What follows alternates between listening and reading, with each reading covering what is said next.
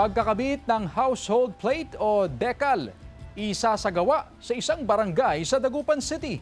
Sundan sa report.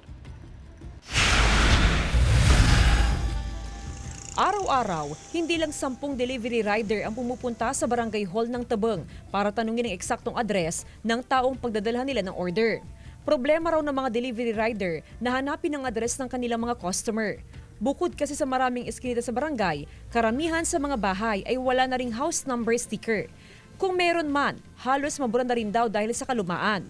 Bunsod nito, nagpa-imprenta ang barangay council ng household plate o decal at nakatakda nitong idikit sa bawat bahay sa barangay. Gawa ng panay tayo tinatanungan ng mga, siyempre ngayon kasi online business na ngayon, puro na parcel, nagtatanungan sila, tinatanong lagi ang barangay. Hirap naman kaming magsabi kung saan kasi walang number yung mga bahay. Malaking bagay raw ang pagkakaroon ng household plate o decal. Magiging updated na ang address ng mga residente sa barangay. Once ready, ibibigay na namin agad yun and it's free. Project ng barangay. Tuloy-tuloy ang pag-imprenta ng halos 1,000 household decal. Bago matapos ang taon ay target ng barangay council na maidikit na ang lahat ng decal sa mga kabahayan.